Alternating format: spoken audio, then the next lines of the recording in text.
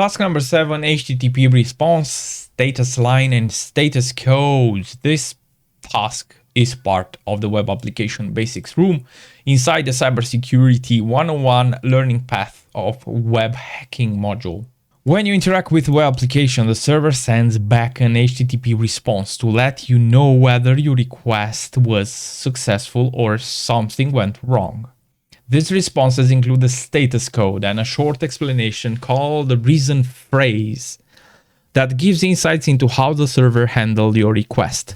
Yeah, so basically these reason phrases, status codes basically, they are displayed with numbers. There are more than this, as we will read in this room, you will see, but they are a way to quickly see what went good in case of 200 or wrong in the other cases with your HTTP request. For instance, 200 is your okay HTTP request. Everything went well and you will get what you requested. But in case of 500 and 404, it is not that good. In 500 there is an error, and in 404 it might be something wrong with what you requested, maybe a wrong page or something. Status line. The first line in every HTTP response is called the status line. It gives you three key pieces of information. HTTP version, this tells you which version of HTTP is being used. Status code, a 3-digit number showing the outcome of your request. And then a reason phrase, a short message explaining the status code in human readable terms. Since we already covered the HTTP version in task number 5, let's focus on the status, right? Status codes and reason phrases here. Status codes and reason phrases. The status code is a number that tells you if the request succeeded or failed, while the reason phrase explains what happened. These codes fall into 5 main categories.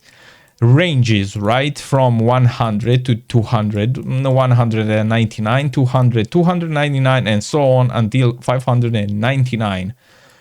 This code, if you get in your response a 100 or a 199, this range, well, that's an informational response. These codes mean that the server has received part of your request and is waiting for the rest. It's a keep going signal. Codes, successful responses with 200, these codes mean everything worked as expected. The server processed the request and sent back the requested data. Redirection messages, everything with 300.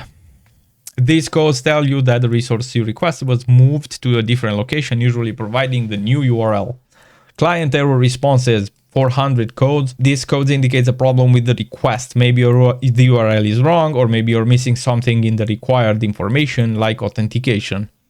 And then error codes with 500. These codes mean the server encountered an error while trying to fulfill the request. There are usually server-side issues, not the client's fault.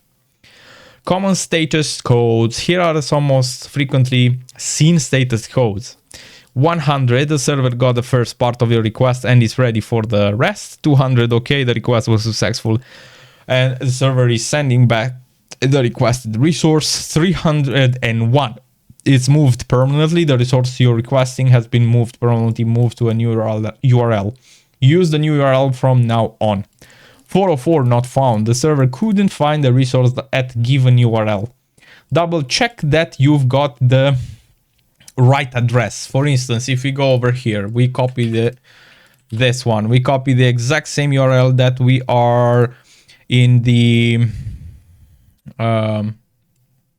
new event, right? Now, if for instance, instead of here, we say try hack me, and here we say try hack me, bro. And we enter this.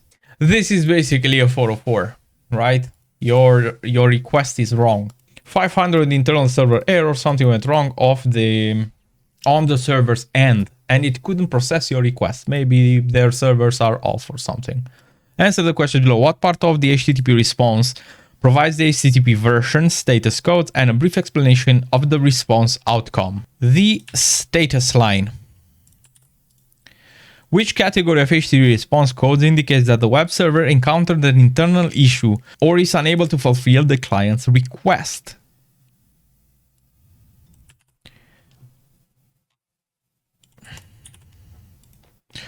Which HTTP status code indicates that the request resource could not be found on the web server? Status codes, I will say 404.